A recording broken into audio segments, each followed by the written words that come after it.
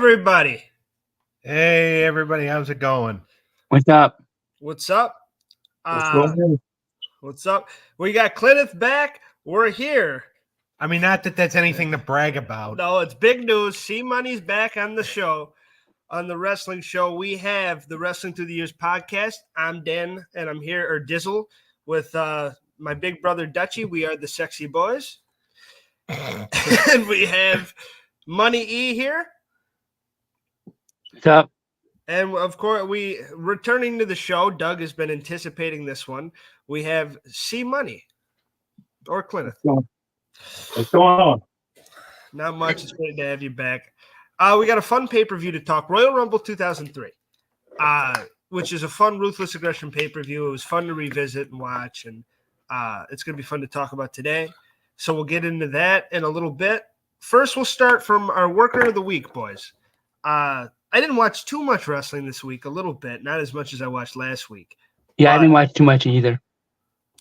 Does any who do we have? Who was our standout superstar manager, any sort of talent of the week? Doug, do you got one? I would probably say, I'm not going to say a certain cowboy just because he burned down somebody's house. Fucking moron. Are you serious? No, I said I'm not going to say him. Wait, That was a highlight. That was a highlight of the week right there. You liked the segment. So did Eric. Yeah. Well, we know how I feel about Eric too. But no, I would personally say I'd say Gunther, just because he had a really good match with Randy Orton at Bash in Berlin. Okay. Yeah, that was a great match. Yeah. Yeah. I'm guessing you're going Swerve, Eric? Or not Swerve, Hangman? Either. Yeah, I was gonna put Swerve and Hangman together because I thought that was a good segment. I know Hangman burned his house down, but I thought it was near perfectly done. They both played their role. I'm not gonna lie, it was a little corny for me. I don't know if I hated it as much as Doug sounds like he did. I did think it was a little dumb for me. But I don't want to be one of those, because everyone's like, oh, AEW needs to do story. So they're trying to tell a story here. They're trying to do a storyline. So I don't want to shit on them for that. It just it feels, I like the simple shit a little more. It's just not to my taste as much. I like CM Punk and Drew McIntyre feuding over a friendship bracelet. I like the little nuances in wrestling a little more than, I bought my child at home and then he's burning it down. And it's like, it gets a little too showy for me. But WWE's done way worse than that. So I do think the way he looked in the lawn chair with the fire behind him, I do think that was a cool shot. So here's the thing I want to think. What would you think would be worse, that or the Stone Cold invasion with Brian Pillman and the gun Brian Pillman had in gun holding his house back in 96 or so? Personally, I think the more controversial one is the gun with Pillman. To me, that was like, because you had never seen anything like that. To me, WWE, we've seen the burning of the house. To me, it didn't feel as impactful to me, and it didn't really. It moved that. It's a blood feud. I get that. I can't wait for the match between the two. But I don't know. The Brian Pillman Steve Austin thing, that was cutting edge television to me. Okay, so here's the thing. Hangman Page did a heel move, obviously, right? Mm-hmm. He burnt down the babyface's house, or did he? I'm still not convinced Swerve is a babyface. I am convinced Swerve is a guy who thinks he's the Godfather after the Godfather did too much crack. Swerve to me is not a babyface. And by the way, last year Swerve invaded Hangman's home. So you invade a man's home and you threaten his wife and his child. Okay. You're lucky that he just burnt down your childhood home and didn't sodomize you with a fucking curling iron. which it's so Yep. no, it's not like I know we're supposed to have sympathy for Swerve, but I don't because I don't buy him as a babyface. Yeah, I don't either. I don't know if this is straight heel versus babyface though, and I don't think you were supposed to. I think it's just these two fucking hate each other. And like Swerve has done so much to him, he's done so much to Swerve. It works in the sense of the feud, I think, but I agree. I didn't love the burning of the house, but I don't think it's because Swerve's not a good babyface. I think AEW has something special to where you don't need babyfaces and heels, really. I think just two guys that hate each other is enough for a feud, and that's what this feud is. To me, it felt a little past the realm of reality because I know it's not real. I know he didn't really burn his child at home. I know it was probably a staged house. Bullshit gaga. So it's like it's cool. And if they did, and if they really did it like Jack Perry with the car windows, then that's kind of that's a lot of money for a segment. I hope it did that a good number, you know? Well, no, it wasn't his actual childhood home. It was something that like they had been planning on doing for months. They just needed to kind of like build the set, probably. Yeah, it was just they needed to get the set built and make it look lifelike because like even like the talent thought, oh shit, congratulations on buying back your child at home. And he's just like, thanks. I mean, he probably did buy his house, but that was probably not his house. I do like how they set it up in two segments. I like how they do one segment of Swerve talking, because at first when I saw that, if I hadn't have seen it all at once, I would have thought, oh, he really bought his. It was convincing. I thought he might have really bought his child at home. So then when Hangman burns it, maybe it has more effect on me if I see it throughout the show instead of just later on.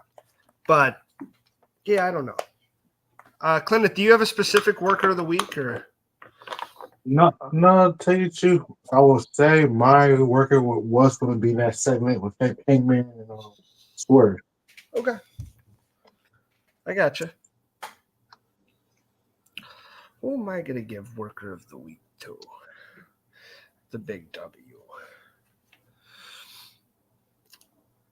What else was on that Bash in Berlin car? I know I like a lot of it. I only the mixed tag, which you didn't fall asleep during the mixed tag because you were still half awake when we came home. Yeah. Punk and Drew was on there. That was a good match. I might have to put Drew McIntyre as my worker of the week because I like the segment at Raw afterwards too. Either that or Jey Uso, because I like that Jey Uso can just be the biggest star in the company and not really have his own storyline. I know that's pissing Rikishi off, and I do think, but he's also coming off the greatest storyline that anybody could really be a part of with the bloodline shit. So maybe just let him eat for a while, you know? I would like to see him sink his teeth into something a little more than just hanging out with Rhea Ripley and Damian Priest. Well, I mean, if he wins the 4-way Monday night, then he'll get the shot at Braun Breaker, which is probably going to be a big pay-per-view match. And he's probably going to win, and then Braun's going to trounce him to keep building that guy up. But I really like the direction that Jey Uso's going. I hope they have something a little more. But he's the biggest star in the company, one of them. People love him. He gets such big pops on Raw and shit. It's crazy. I never thought that they would get him over like that, but they really have.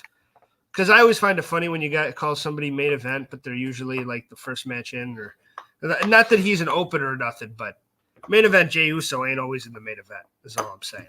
Well, they're not going to call him curtain jerker Jey Uso. Mid-card Jey Uso. No.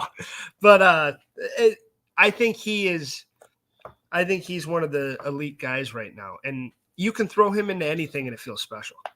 And that's a pretty good spot to be in. Because remember, the build-up to kind of that match, because Rhea got her leg caught in the ropes. And then she wanted to fucking kill the medical people for trying to work on her. Yeah. And then Priest was like, look, I'm going to go get a match. And then Finn Balor's like, well, you can only have JD and I in a tag. He's like, well, I have no friends. And then Rhea's just like, I got somebody in mind. And everybody, like in the crowd, they're like, it's Jay. And Priest is just like, just let me know what he says. And then Damien chased Dominic out of the building. Then he comes up and he's like, well, you have a smile on your face, so obviously it's good news. Did he say yes? And she's like, no. What did he say? And she goes, yeet. So then he went and talked to Jay, and he's just like, look, I appreciate you taking the match, but you and I have a history. He goes, yeah, but I've also been where you are right now. Family turned on me, friends have turned on me. So, and plus, Rhea's the one that asked me. So. Buddy Murphy is punching a wall somewhere. Because his fucking... And she straight up is calling out and said, no, I'd be jealous. I wouldn't want my man. But she's allowed to lick dudes and fucking all this and that. And she's yeeting with the best of them. Yeah, and, well, Yeah, great point.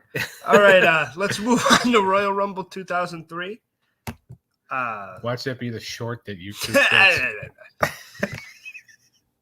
All right. January 19th, 2003. We're in Boston, Massachusetts at the Fleet Center. We got 15,338 in attendance. Our buy rate is 585,000. You and me watched this yesterday. Yep. I think this is a fun one to talk about because one of my favorite years in wrestling is 2004. Another one of them is 2001. So this is kind of the bridge between those. And it's a very development, like Brock Lesnar winning the Rumble, spoiler alert. But like stuff like they were clearly trying to go in a specific direction and trying to build towards something while also, trying to keep people. It's a downtime in the business, though. Yeah, because they really had no competition. So, like, WWE was the only thing going. They were still kind of at that point where, because, for years, Vince McMahon was always of the past doesn't really exist. Yeah. So, like, they weren't, like, recognizing, like, they did a 10th anniversary of Raw, like 6 or 5 days before. And, like, all these legends were being invited to be at the show, right? Yeah. And they were all basically told, well, you can't be on camera. Why not? Like, yeah. It's like, it's an anniversary celebration. And Vince was just like, well, you guys are the past. I got to focus on the future. So, like, he didn't want to, like, he thought like a lot of his guys could be, could draw like on their own. I mean, it was a shit special. Like, I remember looking forward to it, and then because I heard like all these legends were going to be there, and then like it was dog shit. Really? Yeah. But this is also, they're trying to build towards a couple things. They're trying to build Brock Lesnar into the biggest star in the business. They're trying to, keep Triple H as a heel and bury WCW still with Scott Steiner. They're trying to, build these. SmackDown was obviously the better roster at the time. Oh, yeah. SmackDown was fucking killing it. But eventually, Raw takes over in my mind. I like the segments with Bischoff and Stephanie a lot, too. Oh, yeah. Because that was, like, not that long after they shared a smooch. Yeah. When he was dressed as her dad.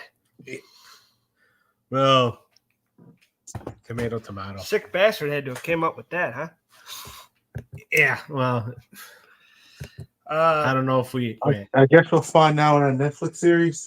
Yeah, give it a couple of weeks. Yeah, I'm excited for that, by the way. Does that come out? That comes out in just a couple of weeks, right, Clenneth? 25th. 25th. Yep. Oh, yeah, so that's 3 weeks from this past Wednesday. Yep. It'll be soon. All right. Let's start off with Brock Lesnar and Big Show. This is to enter the Royal Rumble match. These two had quite the feud. Paul Heyman had turned on Brock at SummerSlam, I believe it was. Survivor Series.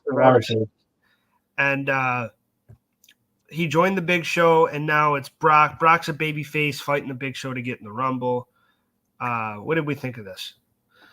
It was a decent match, a decent Brock and Big Show match. They've had a lot of them. Yeah. So I mean, I enjoyed it. And Heyman, this is back actually in the days where Heyman was actually skinny. Skinnier. Well, yeah, skinnier. He's not like a fat piece of shit like he is now. Yeah. Well, he's not even necessarily a piece of shit. He's just really fat. Like you can't fit through a door. And when he took that triple power round through the table on SmackDown a couple months ago, they had to fucking roll him to the back. Yeah. Looked like a fucking snowball in the middle of summer. But no, I enjoyed this match. I would probably say about a 6. Okay. Eric? I enjoyed it. It was a good opening match to start the show. Yeah. Beautiful insight. Yes, it was a good match. Let's put it that way. Those two get in the ring together. It's always something special to watch. Yeah, I thought it was a fun attraction to open the show. I really liked both guys going at it. And I thought it was a cool storyline for Brock to win his way in. So then when he wins it later, you're like, oh, God, this guy's a beast. Well, yeah, because they had Heyman put the clause in the contract because he had Brock's power of attorney or something like that, right? Saying that Brock actually couldn't wrestle for the title anymore. Yeah. Because then every time Brock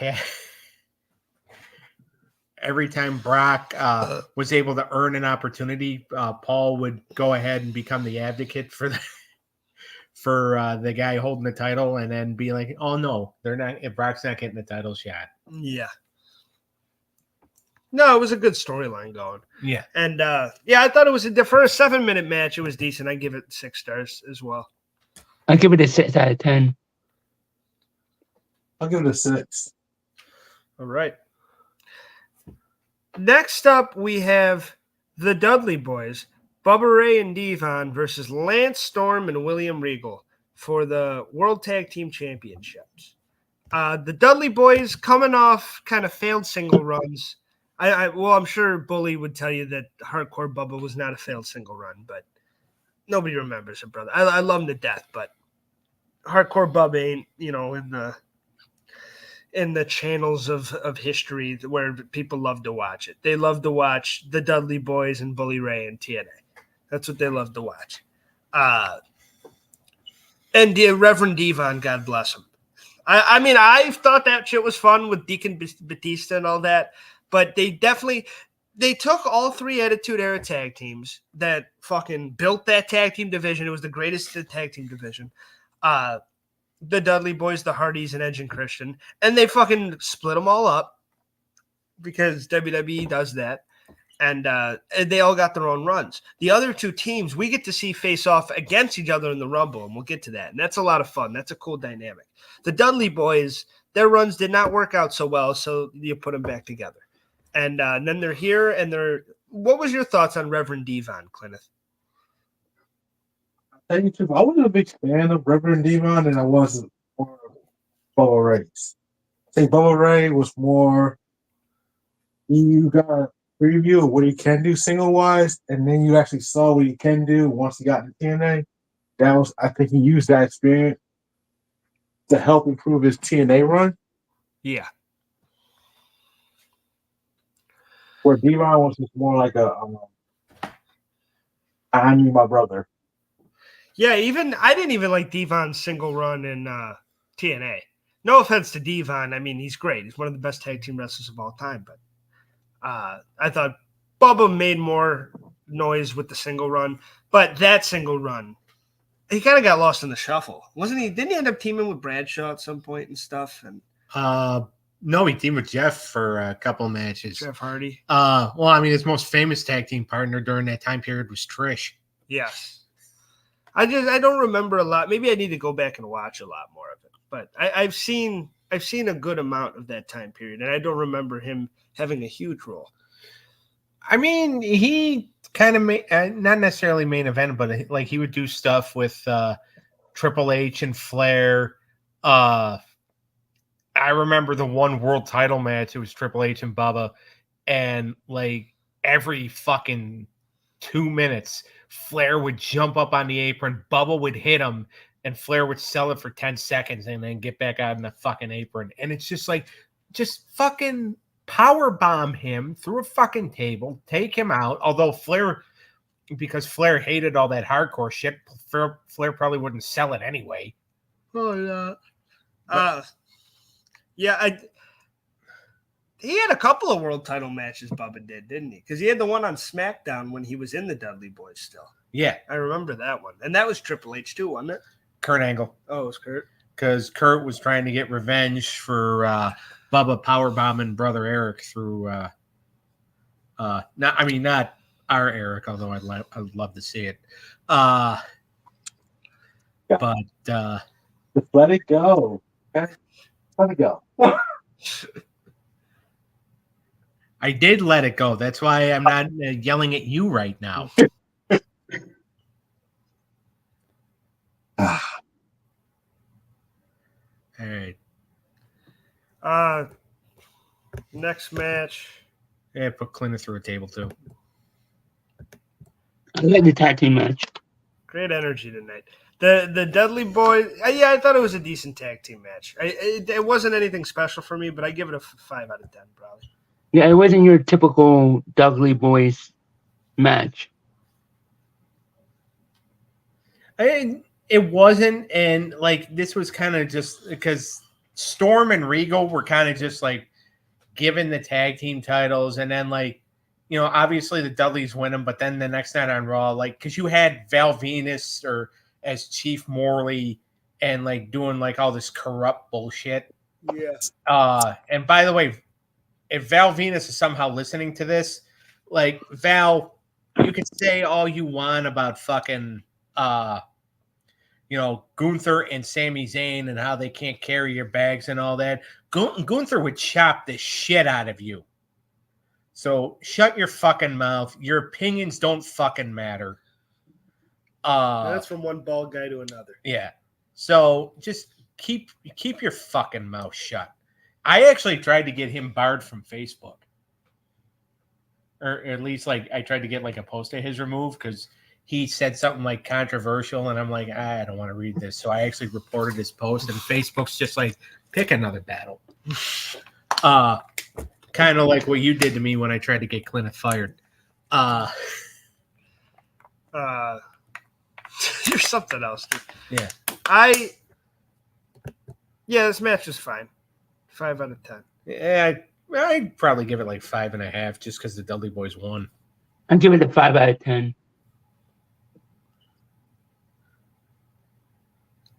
You already give it a rating, right, Clarence, or no? See money? You might have frozen. Can you hear me? Yeah, I can hear you. Yeah. Oh no, I said you have to give it at least a 6 for brass knuckles. The ending of the match. That's true. I mean, he's not wrong. All right. Move on to what I thought was interesting in this. We had a Sean O'Hare segment. I don't know if you guys caught this or if you were like. I did. Sometimes I just skip to the matches, but we watched the whole thing, and seeing Sean O'Hare, the Devil's Advocate gimmick, and I brought this up I think a few months ago when we were talking. I think before we went on YouTube, but when we were talking underrated guys and stuff that could have worked. I love the Devil's Advocate shit, and I love this too.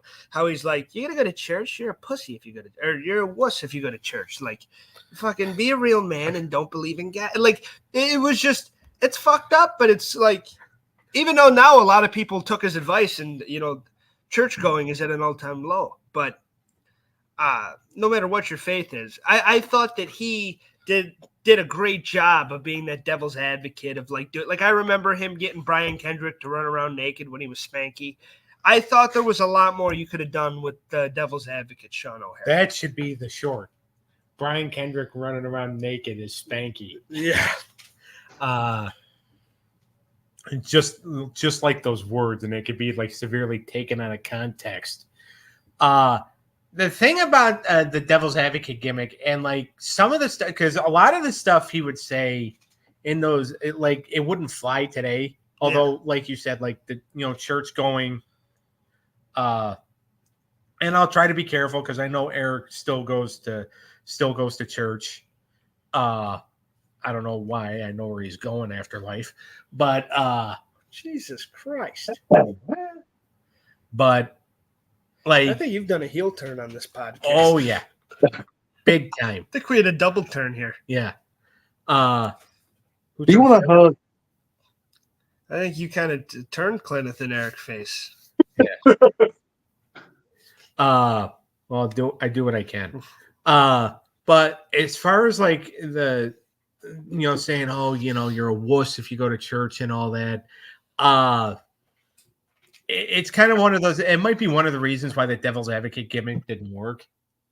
Yeah, but that's the point. He's a heel, and he's telling you to do stuff you shouldn't do. Just like there was other ones too.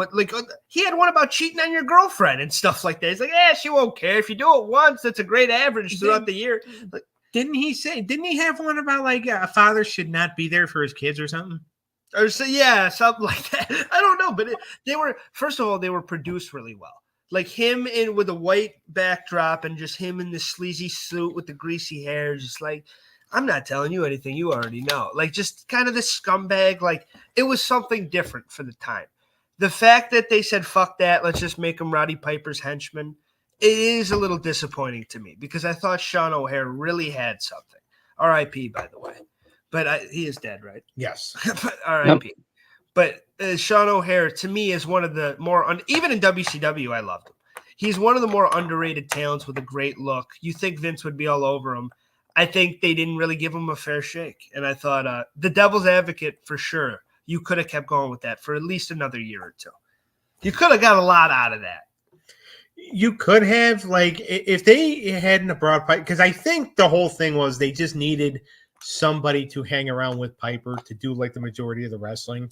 Yeah, but they could have said, have Piper do something else or not bring Piper. No offense, I love Roddy Piper. I don't want to make that a scenario. But him and Hogan could have still worked with him saying, you're be a bad person. Don't do shit. And then Hulk Hogan, no, you eat your vitamins, you say your prayers, and you be a real American. And I think you could have got a lot of feuds, especially if you kept him long enough. You kept it stretched for a couple of years, and then you get super good guy John Cena. Yeah. That's a great heel for that. John Cena's like the hustle, loyalty, respect, and then fucking Sean O'Hare comes out, say, don't work hard, don't hustle, don't respect anybody, they don't deserve it, and loyalty's stupid. You should stab your friends in the back. Like, that would have been great. The fact that we never got sounded like Shane Gillis's Trump. Well, I think I just am. But no, I thought there was more meat on the bone there. I don't know if you guys agree. I don't want to go fucking 30 minutes on Sean O'Hare, but I do think that there was more that could have been done there. I thought it was cool. There's more that could have been done there, but again, I think it was just like because it wasn't necessarily getting a good response. What response does it get, though? What do you want? Like, we don't know what the crowd reaction was, really. I'm talking about, like, because, in 2004 when they brought in Mordecai, it was a shitty gimmick, and plus, churches were not very happy with that either. Yeah, but dude, this is before you just had Triple H fuck a dead body, all right? Dressed as King. Which they got in trouble for that too, and McMahon told him to go to hell. But the thing is, here's the difference: Triple H is putting his sausage inside the cucumbers of Vince's daughter. Sean O'Hare should have got some elite ass. Okay. Sean O'Hare is a guy who came from WCW, and from 2001 to 2000. Well, fuck, when Vince finally left in 2023. Yeah, because when Sting comes. fucking all they did was bury WCW. So anybody that was a WCW guy for any point of time was not going to make it unless you're Booker T, because Booker T basically, when he walked in the door, he said, "Vince, drop your trowel. I'm going to lick your crack." And so anybody, and Flair did the same thing. All right, how would you explain Goldberg then? What the first? I don't have to explain the first one. The first run sucked. Well, Goldberg, you said the way he buried a lot of WCW. Goldberg wasn't really buried in WWE as much as like Sean O'Hare and everybody else like that. Even the Yes. first one, they put the belt on. They put the belt on him, and then Triple H says, "All right, it's been 3 months. Belt comes back to me." He got buried a bit the first run. Not huge though. Not as bad as Scotty and fucking Booker, especially poor Booker. And Booker did get screwed. This is the year that I'm talking about like later on. Okay, but this year specifically, Booker gets screwed. Yeah, He gets put in a storyline to where it's clearly racial and it's clearly bullshit and it's Triple H and Ric Flair making fun of him, and then you don't have him win at WrestleMania. That's that is the worst mistake of 2003. Yeah, and Yeah. that's so like, but yeah, so that's my point, is that like Goldberg might be the exception, but also too Goldberg was, they also saw that Goldberg was kind of like that phenomenon type guy, and like Sean O'Hare's not necessarily a phenomenon, but that's what I mean, is that like a lot of those WCW guys, except for Flair, because Triple H took a shine to Flair. Yeah. Because Flair shined Triple H's cock. And Booker T in a couple of years from 2003. Everybody else, and you could say that Goldberg, because Goldberg did have a decent run, but you could tell just how miserable he was. He did not want to be there. Yeah. He basically, when he signed the deal to come in, it's probably just like, all right, I'm here for a check. In a year, I'm going to be gone. Yep. So, but It seemed like he wanted to be there a couple times. The Rock match was good. The Jericho match was good. Well, yeah, because they did their best to make sure the guy got over, especially Rock. Yeah. Jericho, you could tell there was still like a little bit of hard feelings because Goldberg wouldn't even give him the time of day in WCW. Yeah. But Jericho is also a professional. Yeah. I mean, he's a jackass now, but he's a professional. Hi, guys. Hi. That was a bad impression. Sorry, though. I thought you did a good job. That's all right. Okay. That was a better one. It's as sad as that might be, and it really is. But yeah, I like the devil's advocate. Yeah. That was a good segment. I was surprised because I remembered this as one of those things that didn't really take off. I was surprised to see it in the middle of the Rumble. Like, you think that's kind of a big deal, right? Doing a vignette for That was a weird spot for it. Yeah. All right. Next up, we have the technical fucking masterpiece that is Tori Wilson versus Dawn Marie. Dawn Marie Wilson, because she had married the young lady's father in one of the greatest storylines of all time. And didn't that coochie end up killing Pops? I can't lie. I skipped this match. What? You know what, Eric? And trust me, I would love to insult you for this, but I actually don't blame you because this match was horrible. Don't get me wrong. Those two were hot, but I wanted to move on. He was watching it for the wrestling, and Exactly. because they weren't wrestling good, he had to skip through it. So, but because he was trying to provide an honest opinion about the wrestling, He always watches wrestling with tissues and the candles lit. Exactly. I watch wrestling for wrestling. Exactly. But it flew over his head. I don't even think we should go back to it. no, I Yeah, this sucked. But at least they were trying to give Tori Wilson a story. I think this is the only storyline Tori Wilson ever had in the company. Besides I being mean, one of Vince's hoochies. one of Vince's hoochies. I mean, I don't know if you count like the whole breakup with Tajiri storyline. Yeah, not really. But here's what's funny about this. Like you said, Dawn Marie, too much sex killed Al Wilson. He didn't actually die. He's dead now, though. Well, yeah, he died a couple of years ago. R.I.P. But he didn't actually die, and fucking Tori got married later on in the year to Billy Kidman, and Al was at the wedding, and they actually reported it in SmackDown magazine. Yeah. And they said, "Oh yeah, Al Wilson, who died earlier this year, came back to life to be at his daughter Tori Wilson's wedding." And I'm like, why would you put that in the magazine? Yeah. But it was just it was such a bad storyline. But like they were at least like trying, because they were trying to show that SmackDown has a women's division just like Raw did. Yeah. But it didn't. And I will say I love Dawn Marie. She was great in ECW. I loved her with Lance Storm and shit. And I've always liked Dawn. She must have had something like a clause in the contract or something, because every time somebody went to do a move on her,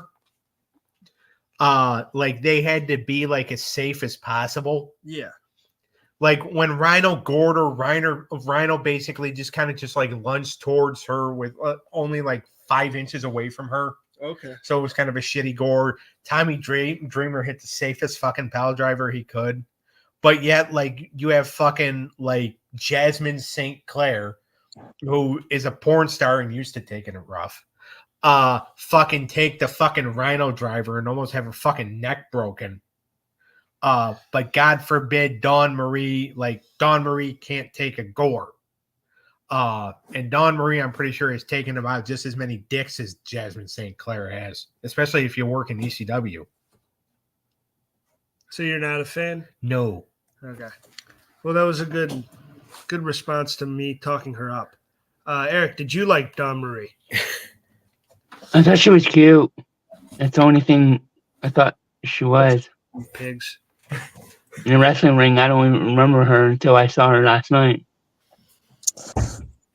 To tell you the truth, that match was trash. The match was trash. Her ECW stuff was good, though, right?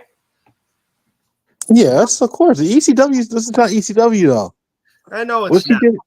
This is not. What they tried to do it was just trash. The angle was trash. The story was trash. The whole thing was just stepmother versus stepdaughter type of thing. I'm not sure what was worse, that or watching Vince beat up on Stephanie in an I Quit match. No, the Vince and Stephanie stuff was fun. I like that stuff. No, yeah, I get it. Yeah, the match sucked. Let's move on. 1 out of 10. Dawn, I try to give you flowers. What do you give it? I give it a 2.5. I mean, I will say this. I do think Tori is, even though she's not necessarily the greatest women's wrestler of all time, you could tell that she at least like tried in her matches. I mean, you could tell Dawn really had no training, but also too, when you come from ECW, like they didn't train the women wrestlers there. Like they trained them to take bumps and to pull out each other's hair. Yeah. But Tori could work somewhat moderately well. She did the flip thing that all the girls do in the turnbuckle. But then now, Tori sucked, man. Well, I mean, it's fair that you say that. If you're shitting on Dawn, I'm shitting on Tori. Yeah, it's fair enough. I grew up to her. I became a man to her. She's fucking great. And love her to death. Yeah, I thought her WWE stuff sucked. You know, speaking... You can't say so. She was just out there to be a hot piece of cheeks, you know? Speaking of Dawn Marie, there was actually a segment involving Dawn Marie and Sean O'Haire. Do you remember? From March of 2003. Yeah, I do now that you said that. When Dawn was upset about not being involved in that Girls Gone Wild pay-per-view. Yeah. And Sean's like, why don't you go out and flat? And this is just a couple weeks after he convinced Brian Kendrick to show his willy. He's like, why don't you go out there and flash the camera or flash the audience? And she did, and Taz almost had a fucking heart attack. See, Sean O'Haire was best for business, damn it. Sean and Don. All right. Next up, we have Scott Steiner and Triple H. I think this is universally known as a terrible match. 17 minutes? It went 17 minutes. Oh, my God. It ends by disqualification. Scott Steiner's foot was really bad by this point. I was rooting for Scott Steiner so much. I wanted him to beat Triple H so bad. I don't know why. And the funny thing is that like when Scott Steiner jumped up on the turnbuckle, you know, you said his foot was bad. Yeah. You know, he lost his balance on the buckle. And then like they had the 17-minute match, and 16 and a half minutes of it is Triple H trying to get disqualified because he knew Scott Steiner could kick his ass. Yeah. I'm surprised they ran this one back at No Way Out. I was surprised that they revisited the well with how shitty this was. That's why Scott Steiner should have gone over. Even if it was like a 1 month reign. The crowd wasn't exactly into it. I mean, I loved Scott Steiner. I'm a big Booty Daddy fan, but I don't know. And I don't like that they were just trying to bury WCW and WCW's top guys. But I don't know. I don't know if the wrong guy won necessarily. I think the wrong guy won at WrestleMania with Booker and Triple H. I guess I just hated Triple H that much in this match. Yeah, well, this is Reign of Terror. This is peak annoying Triple H. This is peak like you really hate Triple H like in real life, not just because he's a heel. Because all your favorite yeah, guys I wanted Scott Steiner just to beat him up so bad. Well, and because there was so many the wrong guy lost with him. I don't know if Scott's necessarily one of them, but Booker is. Rob Van Dam certainly is. There's a certain guys that should have beat Triple H for that title that just didn't get the opportunity to. Now, but did it mean that much more when Benoit won? Yeah, it did. Does that not mean anything now because we're not allowed to talk about it, really? Yeah. But I think it really it made that impactful. All right. Yeah, this match sucked. I give it a 3 out of 10. I would agree with you and say a 3. I will say a 2. Eric? Oh, duh. All right. Kurt Angle and Benoit, a lot less shitty. This match was amazing. This was a pure technical wrestling match for the WWE Championship. Kurt Angle's favorite opponent of mine is Chris Benoit and vice versa. These two put on masterpieces, and this was no different. It's not my favorite match from them, but they have so fucking many. So I thought it was perfect. It was a legitimate, believable, stiff, brutal, but technical WWE Championship match. This is what we need more of all the time. This is what wrestling is. This is what it should be. Yep. And both guys. I love this match. Yeah. It's one of those matches to where, like, you knew coming off, like, the last 2 matches, it's just like, all right, they can bring the crowd back in. Yeah. Because Kurt Angle does that with, you know, how good of a wrestler he is, and Benoit's just that good too. Yes. And, you know, Kurt Angle has said before, he's like, look, I know a lot of stuff Benoit has done, but if you're going to erase Chris Benoit from history, that means you're erasing me too. Yeah. But you're also erasing a lot of guys. Like, you're erasing a lot of Eddie. A lot of it. Yeah. You're erasing a lot of Dean Malenko. A lot of Jericho. So, like, yeah, you know, not really thrilled with what he did and all that, but it's still, he is one of the greatest in-ring workers of all time. And Hogan said everybody forgave him, so. Hulk Hogan is just stupid. All right. Forgave him? No, because you can't really forgive what he did. Well, it's not really it's not my forgiveness that, I mean, you know what he did. He's a piece of shit. Like, it's a terrible legacy, and he's a bad human being, and that's how it'll go down, no matter how. And I'm sorry for the friends and family that loved him, and that sucks. And yeah, I'm sure he was a great guy when they knew him, and that's not the guy they knew, but that's how life turns out sometimes. And sometimes people turn out to be shit. He turned out to be shit. But that doesn't mean that he wasn't one of the greatest people ever at his craft, and he was. Yeah, and that's the thing, is that's what a lot of people forget sometimes. I remember Eric and I did a countdown show, top 20 greatest wrestlers of all time. It was Eric's list, and he came up with it and all that. He put the whole thing together. It turned out really well. I'm putting him over, although I'll probably tear him down in a few minutes. Thank you, Doug. You're welcome. I'll let him finish first. I'm sure it'll go bad. On that show, Benoit clocked in, I forgot what number it was, but it might have actually been like 19 or 20. And the people we had on the show with us, mainly Bob Cook, whose opinion should not mean shit anyway, and Rod Price, a friend of ours that I actually like, they were not happy with Benoit being on the list.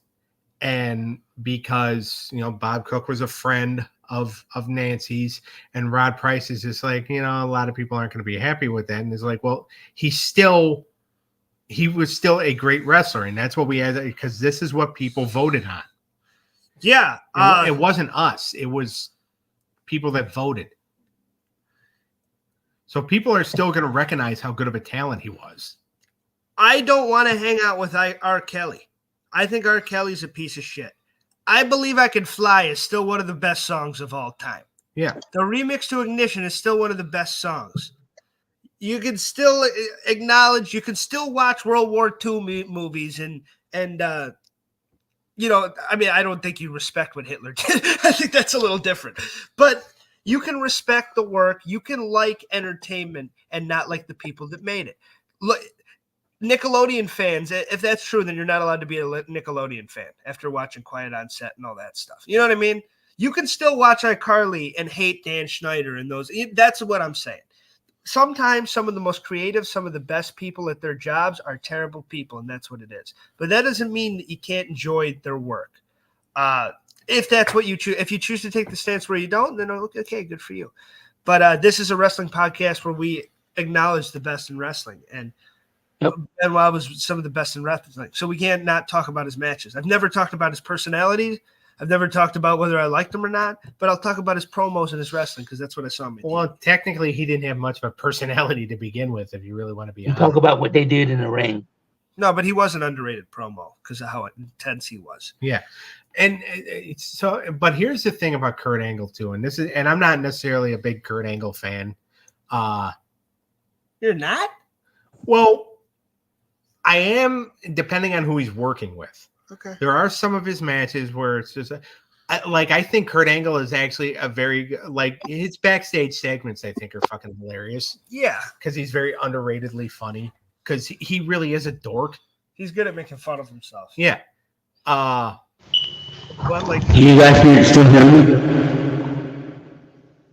What the fuck was that, Scott? Eric? I can't. Yeah. It's like you just went into a cave. It's like he just turned into God. Yeah, that's what it felt like. You still there? Yeah, I'm still here. All right. Jesus Christ. This match was great, though. I give it 9 stars. I would give it 9 as well. Kurt Angle, because Kurt Angle, there's only a few guys on the planet that I don't think Kurt Angle can work with.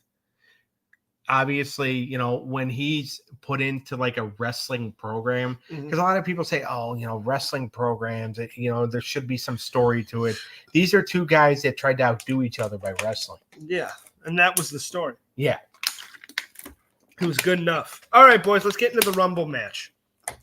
2003, so you have Smack, you have the brand split, you have SmackDown, you have Raw. I found it weird that they didn't go for a member of each for the commentary team. They just had JR and King call it. Whereas next year and then years after that, you do Taz and JR to have a representative, which I think works a lot better instead of the two. Because every time a SmackDown guy came out, JR and King were like, yeah, he's a blue chipper. Like, yeah, he's got a lot of potential. He could be said, but they didn't really know what was going on with him because they didn't. I mean, they weren't calling that. So I think it would have been better to have Taz in there with JR or a Cole. Exactly. But I no Taz and JR. The match itself, and we'll talk about a lot of the spots and a lot of the stuff we liked and didn't like. As a blanket statement, I think this is. I didn't remember it as one of my favorite Royal Rumble matches, and it's not. But watching it back, it is a very good Royal Rumble match with a lot of underrated talent in it. Yeah, and the funny thing is, too, is that a lot of the guys that were in the Rumble, like, there was a few guys in the Rumble, like when B Squared, Bull Buchanan came out. And he was only in the Rumble for like 13 seconds. But it's just like, oh, yeah, I forgot he was in the company around this time. Jamal and Rosie came out and had a good showing. I still think, and I don't know if anybody else caught this or not, but when Kane backdropped Rosie over the top rope, I'm almost certain Rosie landed on top of Rico. Yeah. Clint, did you see that? Yes, I did. By the way, when we talk about people falling on top of people, Edge, you motherfucker, you better be sending Christopher Nowinski a Christmas card with $100 in it every year. You son of a... It's not talked about enough. I don't know if you guys saw it. I knew about this going into this because I saw it, when you're scrolling at 3 a.m. when you're taking a poop. I just saw it. Someone did a video essay on this. You know the double drop kick with Edge and Ray on Nowinski? Nowinski's the blonde kid with the red tights, Eric, that comes in fourth. He with the H on his ass. Yes. And what's the H for? Harvard. Oh, Harvard, yeah. He was on Tough Enough the year that Maven won. He's in the first Tough Enough. He had a lot of potential. They end up signing Chris.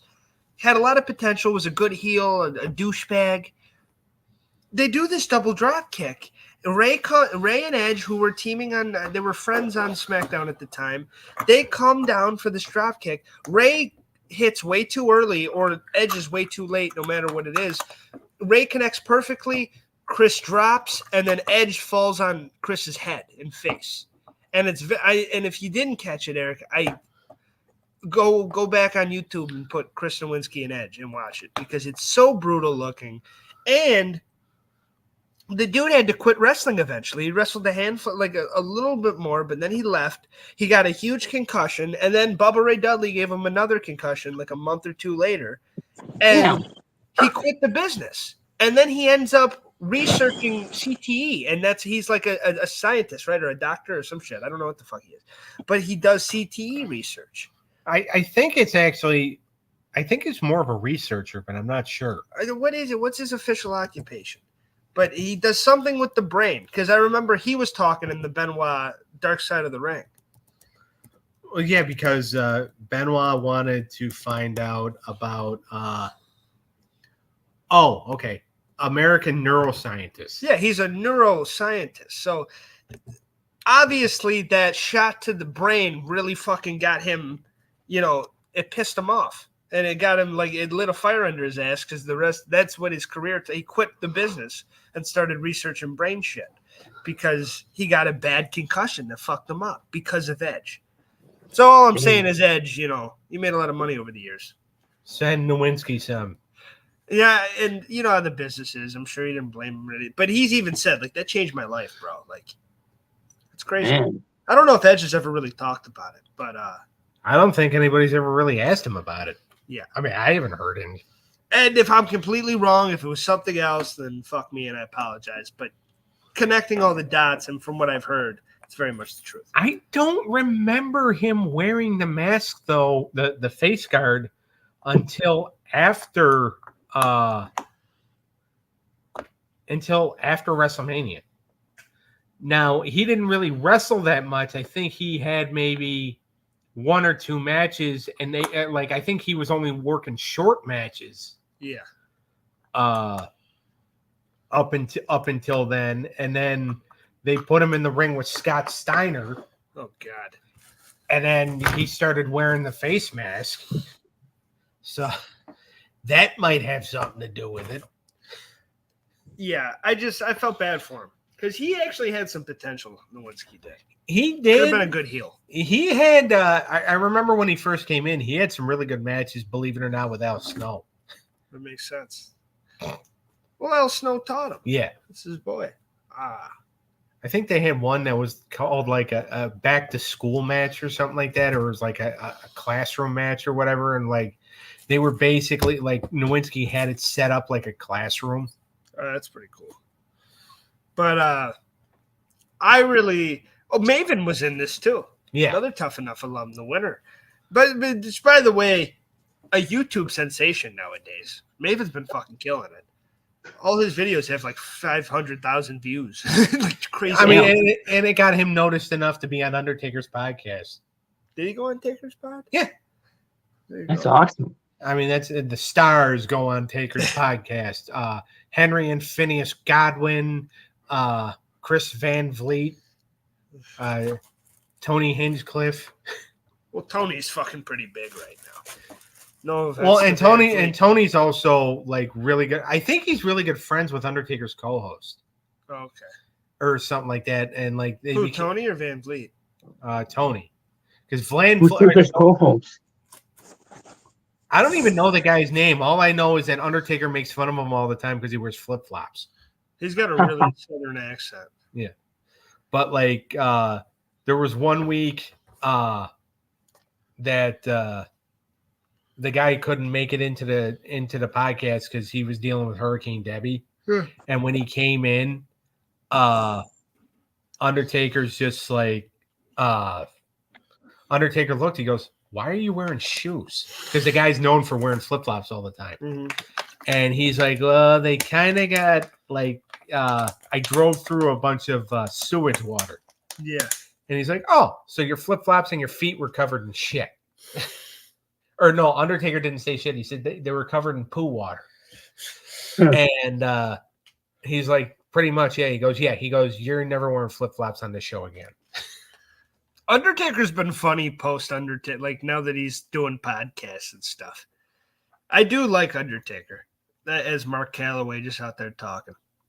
Yeah, but it's still weird to see him do that, though, isn't it? A little bit, yeah. It's getting less weird, though. And it's like nothing like, I feel like the curtain's been peeled back on everything at this point. And he's more out of character now these days. Yeah. He's not the Undertaker, he's Mark. And he's got so many good stories, though. That's why it's so.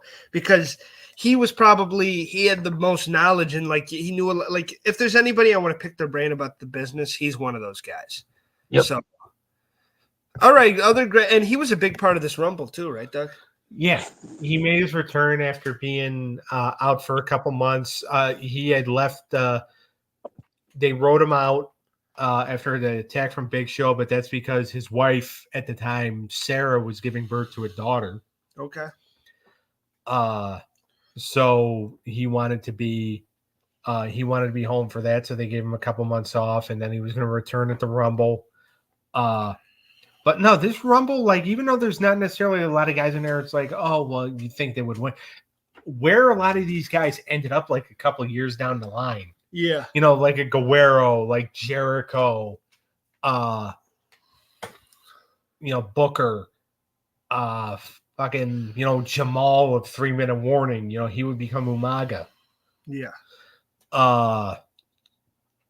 Jeff Hardy, RVD, Kane, Batista. Mm-hmm. Batista, became a nice mid-carder. Yeah, a little more than that. It was in the Final Four, which is crazy. Yeah.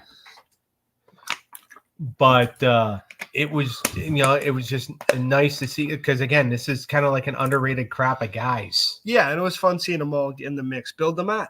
Yeah, Bill DeMott, Cena. Oh my God, Cena looked very green though. He looked very green, and then the verse that he said, and it was so bad. That's one of the worst raps I've ever heard. But you know what made it good, though? What? JR's reaction. Oh yeah, he goes, "I don't understand a word this kid just said. Word to your mother." That was good. It was a highlight of the Rumble right there. Yeah, it was classic JR. Right yeah, and it's just like JR's just like, huh?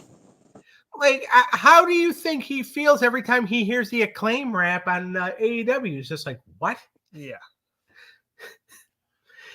And by the way, this is around the time JR had just turned, I think, 50 around this time.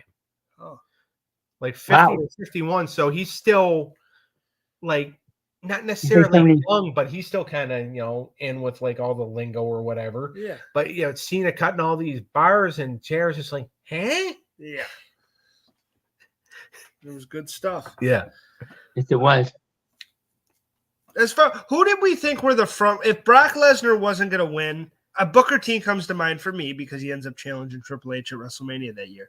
Who was like a front runner to win this thing? Do you think? Like if we were here live, all watching it, like in a watch party right now, and we're all making our picks, is everybody picking Brock, or who do we think could get it? I think this was one of the more predictable Rumbles. So I would say Brock. Or maybe even Undertaker. Yeah, maybe Undertaker. Kane looked pretty good. Kane looked good. I don't know. It's not like it used to now. Like I was always I want to see someone last 60 minutes or so. So I was pulling for either Y2J or Shawn Michaels to go coast to coast. I would have said Shawn Michaels, but geez, that wasn't happening. It's not very popular than it is doing. You see them doing it now. You see they're pushing and doing it now than they are doing it back then. Yeah. Jericho had a nice run in this. Yeah, I think he did about 50 minutes, didn't he? Yeah, it was a good performance. And I like him trying to go the distance and then Shawn stopping it at the end. Yeah. And also that fucking kendo stick shot that Tommy Dreamer hit him with. Holy shit. That knot in his head, dude.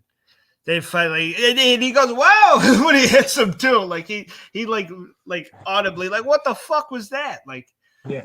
I think there were other injuries in the Rumble too. Like I think Bill DeMott, hurt his arm. Oh, okay. I know in 2004 you have a couple because Cena and Hurricane both land on knees. Yeah, I think didn't Eddie landed on his knees here too, didn't he? Yeah, which was weird. Eddie Guerrero comes out and did you guys notice this? No reaction from the crowd. The crowd did not give a fuck. I did not see like one clap. Were Los Guerreros heel or babyface at the time? They were just, as far as I remember, they were just turning babyface. Does anyone? And Eddie, maybe they were heel. Oh. Because I mean, Clint, if you were watching a lot around this time, what do you remember? Oh man, to where I'm at right now, my watch party, I'm 5 years away from where we're at now. I'm really about to. I'm a year out of the pandemic area. Starting a pandemic. Oh Jesus! It's been a while since you've watched 2003. Yeah, I've been in a while. I'm literally a year before the pandemic and the start of the tribal chief era. Wow. Jesus Christ, Clint! Did you do all of WCW too, or just WWE? I did WWE because I wanted to see what it was like when they promoted the network. Okay, to see. So I put a challenge to myself. I said, when they put the whole thing from Raw, I want to watch all that. I tried WCW, but I stopped at like 98 because I was like, I couldn't watch no more. Didn't you told me that the last episode of Nitro you ever watched was the one where the Warrior debuted. Do I have that correct? I've made it. I stopped. I went all the way to Halloween Havoc to Hogan and Warriors rematch. WrestleMania. That's actually, and then I was like, I can't take it no more. Yeah, it's not bad. To be honest with you, I'm surprised you made it that far. We might have to do a review But on I that. watched WCW all the way up to there. Well, God bless you. I think my cheap shots against him are done because I think he put himself through enough, even though this was technically 10 years ago that he did this. And you turned back babyface at the end here. I like that. Yeah. You shook his hand in the middle of the ring after he beat you. Now Champs you're here. you're like, he didn't beat me, you fucking piece of shit. I'm trying to. I was trying to think of something, but I'll just take a high road just because I don't want to ruffle any feathers, with the corporate office. You're part of the corporate office. We're a team here. Yeah, we're Doug, a team. We're I a tip team. my Hey. cap to you. We're a big team. We make group decisions. Eric just tipped his head. I could see his bald spot. Are you really one? Do I have to lift up the camera a little bit? Who the hell are you talking to? I'm starting to think stop. I'm scared that you and Dad are scaring the shit out of me. Me and Daniel are the only ones that have hair on this podcast. Oh Jesus! He took a shot at you, Clinton. I didn't do that. I'm joking, Clinton. See, but I don't mind being bald. I like the baldness, so I'm good. Doug's like that Tim Tebow video, like when he's like leave the sides, tells the barber to leave the sides. Yeah. So what were we talking about? The Rumble 2003. I know the show we're doing. Well, the match itself. I mean, we were talking about front runners to win. I think Undertaker, Brock, Booker, Raw. Who else? And on Raw? Jericho. Well, I'll give you a couple more names, and you're gonna look at me. Seriously though, like the way they were being booked, like The way they were being booked, I'll give you a couple more names, and you're still gonna look at me Okay. like, all right. One of them I'm gonna tell you is gonna be, even though I hate the son of a bitch, is Test, okay. just because of how good of a showing he had. And by the way, he's the one who technically threw Jericho over the top rope. Yeah. All right. I'll say him. Even though it's way too early and he's still way too green, I'm going to say Batista. And I'll even throw Van Dam in there. Yeah, Van Dam could have won it. Was he that over at the time? I mean, no, he was huge, wasn't he? Yeah, because he had the team going with Kane. That was a hot tag team, Yeah. too. So, I mean, that's who I would say for that. As far as like SmackDown goes, obviously Edge. Yeah. Edge, Taker, Brock. Edge, Taker, Brock. Okay. The match itself, my favorite spot, like I said, I like the brother dynamics of Edge and Christian aren't really brothers, but I liked Edge and Christian going at it. I liked the whole swerve at the beginning and hitting Shawn in the nuts with Christian working with Jericho. I liked Matt and Jeff and Matt Hardy version 1. Can we talk about how good he was for a second? Because I feel like he might be my favorite era of Matt Hardy. When you're talking like the Money Matt TNA stuff, the delete, the Hardy Boys, I do think it gets sour when he goes to Raw and goes to Babyface and Lita, and then everything. But him and Edge had good matches. But this Mattitude version 1, like it comes out like Matt highly dislikes mustard. I love that. Like just the little things like that. Like, and Shannon Moore is his little lapdog. Like I thought it all worked. I think this might be the best Matt Hardy in my opinion. It was funny, like when they called Shannon Moore like the MF-er, the Mattitude follower. Yeah. And then like when they kind of brought Crash Holly in. Yeah. And they're like, well, he's not an MF-er yet, but he's a Shannon Moore guy, so he's a moron. Which didn't necessarily last long because Crash is just like, all right, well, I'm getting the hell out of here. I'm not being a Shannon Moore guy. Yeah. This. I mean, rest in peace, Crash Holly, too, by the way, because Crash unfortunately passed away later on in the year 2003. Yeah. So, wow. Been that long? Wow. Yeah. So I don't want to. I don't want to make fun of the man because he's not here to defend himself. But Shannon Moore had a great punk rock gimmick. Yeah. After doing all this, yeah, he had a really good gimmick with the punk rock stuff. ECW didn't treat him too well, but he did. What about when they turned him or had him team with Jimmy Wang Yang? That was a fun tag team. Jimmy Wang Yang. The Cowboy. I love Jimmy Wang. Jimmy Yang's an underrated wrestler.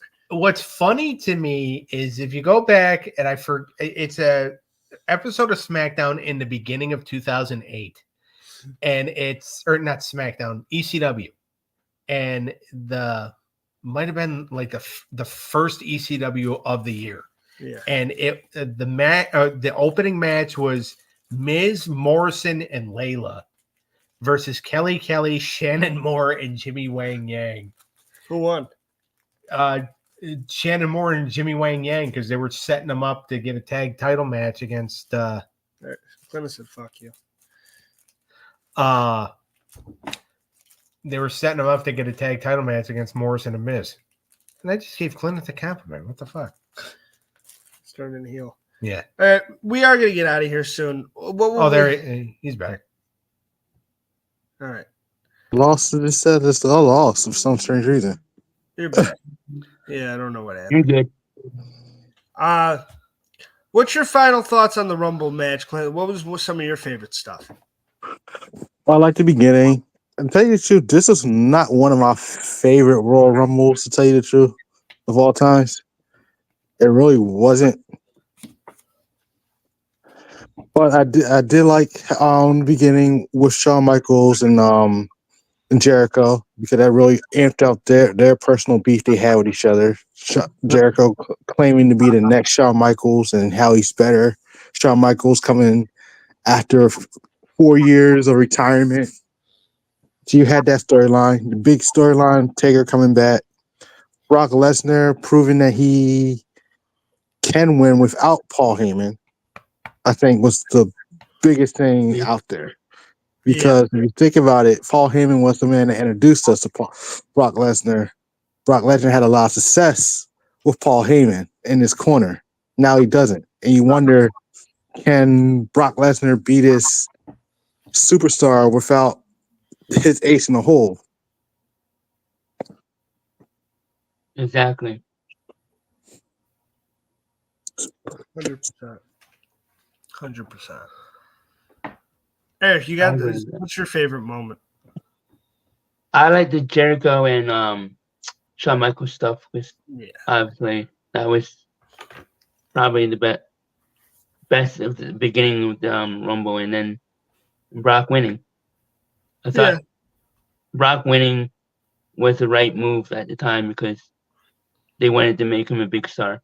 And him and Kurt had a hell of a match. Oh yeah.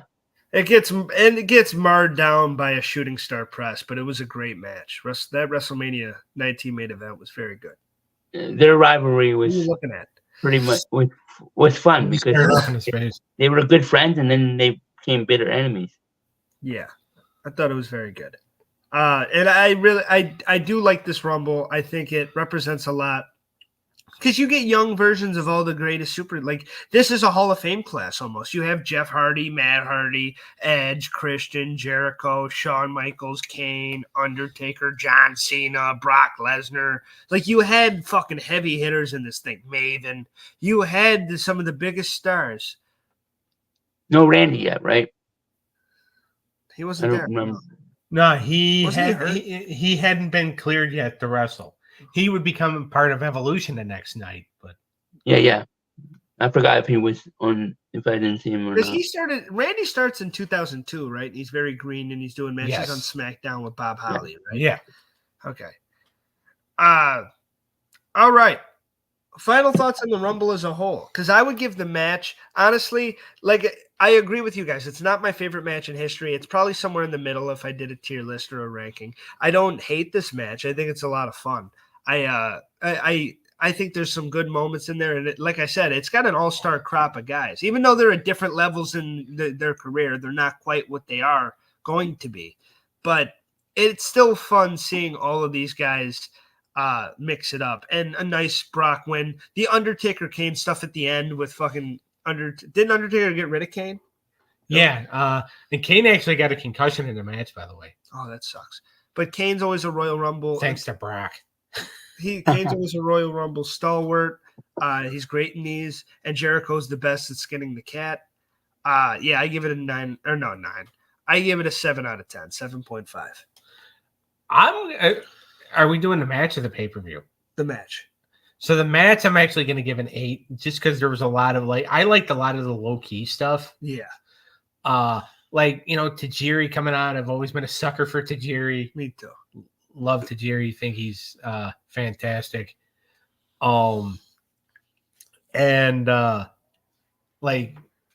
Other guys that came out, it was again. I popped for the JR word to your mother. Yeah, that was great. I feel bad for Rico if Rosie did land on top of him. But there was a lot of cool moments, I think, in this. A lot of moments that really are not talked about. I mean, Shelton Benjamin and Charlie Haas were rookies on the roster, and they took out Booker T and Goldust. That's pretty important. Yeah. So a lot of, like I said, a lot of low-key, under-the-radar moments. And then, of course, obviously, Brock winning the thing. Yes. And earning the right to challenge Kurt Angle for the title of WrestleMania. Why wasn't Rock in this match? Rock? Yeah. He was he doing a movie? Because he shows up. Because isn't he in the Battle Royal for a world title shot? The next month, yeah. Yeah. The one that Booker wins. He wasn't done filming. I forgot what. I think they were filming Walking Tall. Because Rock and Austin are at 19, and that's like Austin's last match. Where are Rock and Austin during this? Where's Austin? They hadn't teased him coming back yet. Okay. So they were still working on trying to get the two of them back. Because remember, Rock had to do the rematch with Hogan first. Oh, that's right. Yeah. Yeah, I forgot about that. He won that too, didn't he? Yeah. Selfish son of a bitch. All right. Go ahead, Eric. I give it a 7 out of 10. It wasn't my favorite Royal Rumble, but it wasn't my least favorite. Oh yeah, I agree. All right, Clinton. I'll say a 6 out of 10. It was some good, it was some bad, but it wasn't like my favorite Royal Rumble to watch.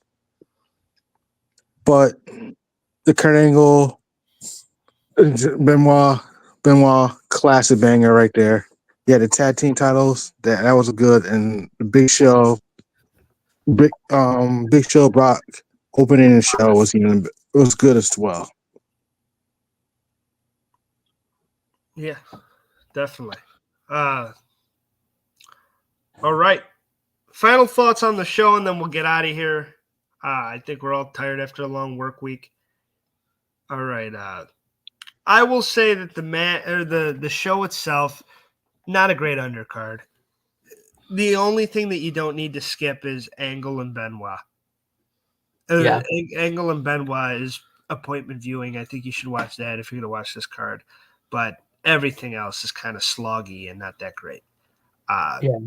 But the Royal Rumble match itself is something to go back and watch. To me, it is a mid-tier. Like, it's still a good if you want a Royal Rumble fix and you want to get a good match and you like this time period, I think you'll enjoy this one. So I'll give the whole show a 7.1.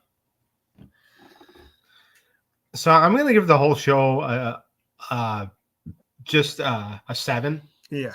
Because, again, like you said, there was a lot of stuff that is just missable on here, which is actually, like, customary for a lot of Royal Rumble pay-per-views. Yeah.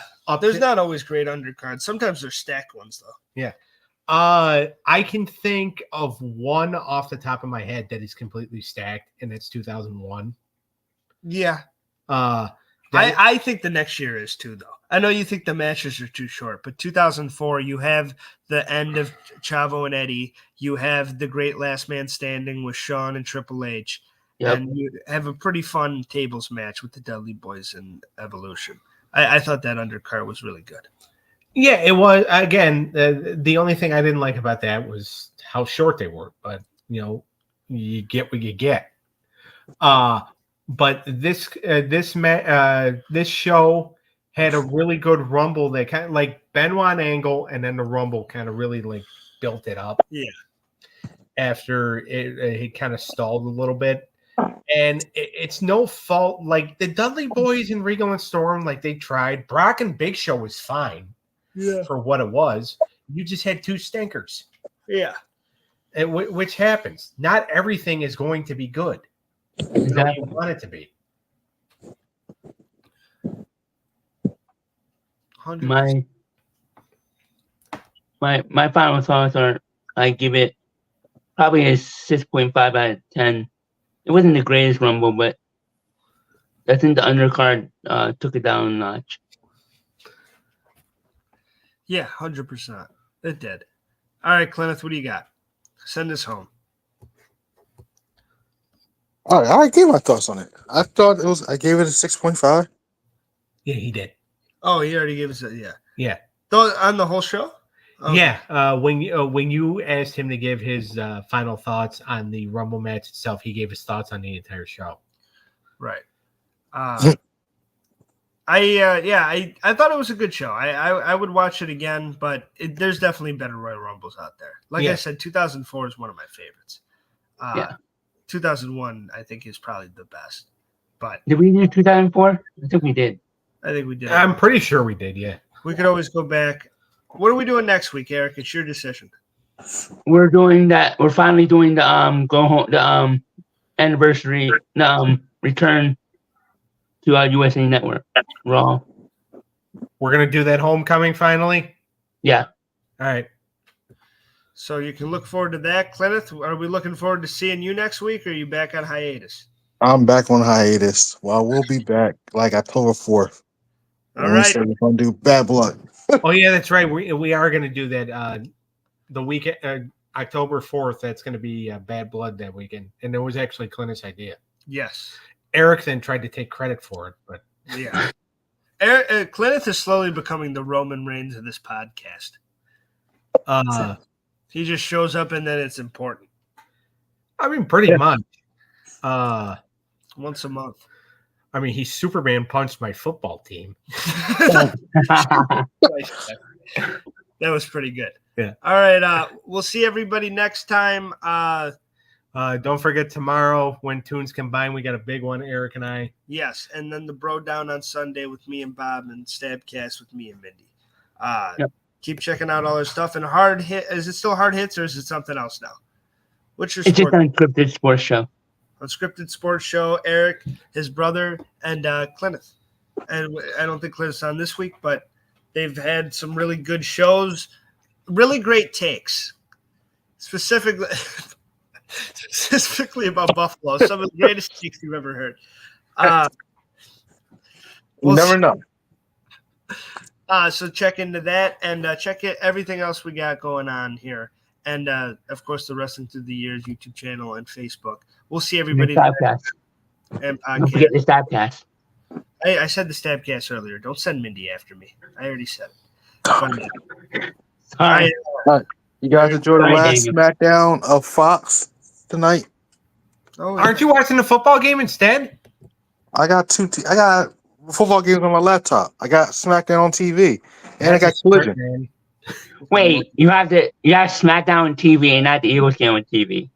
Well, I have Peacock. What's the point? I can't. Hey, he's got the cock, Eric. Okay, that's fair enough. All right, guys. We'll see everybody next time. All right, later. See ya. Bye, boys.